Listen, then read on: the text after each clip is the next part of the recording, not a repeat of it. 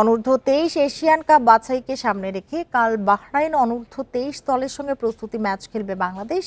এই ম্যাচকে সামনে রেখে বাহরাইনে তৃতীয় দিনের অনুশীলন সেরেছে দলটি। সফরে আরও একটি প্রস্তুতি ম্যাচ খেলার কথা রয়েছে। বাছাই পর্বের সি গ্রুপে বাংলাদেশের সঙ্গে আছে স্বাগতিক ভিয়েতনাম, ইয়েমেন ও সিঙ্গাপুর। 3, 6 ও 9 সেপ্টেম্বর হবে ম্যাচগুলো। আর 2026 সালের 7 থেকে 25 জানুয়ারি সৌদি আরবে বসবে মূল আসর। বাহরাইনে অনুশীলনে সন্তুষ্ট টিম ম্যানেজমেন্ট। দলের সবাই ফিট আছে, দুটি প্রস্তুতি ম্যাচেই জয়ের লক্ষ্য তাদের।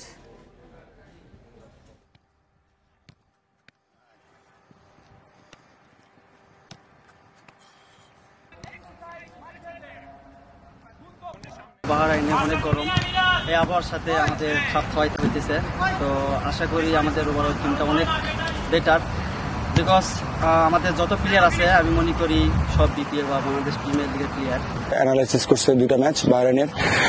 দেন আমরা সন্ধ্যায় একটা টিম মিটিং ছিল, ওদের ভিডিও ক্লিপগুলো দেখানো হয়েছে যে ওরা কিভাবে হাই প্রেস করে এবং মিডফিল্ডে ব্লক করে এবং ওই ব্লক থেকে কিভাবে ওরা প্রেসটা শুরু করে। সো এগুলোর উপর ডিপেন্ড করে অ্যাকচুয়ালি সেশনটা সাজানো হয়েছিল এবং লাস্ট সেশনটা আমরা অ্যাকচুয়ালি লাস্ট পার্টটা আমরা অ্যাকচুয়ালি ফিনিশিং দিয়ে শেষ করেছি।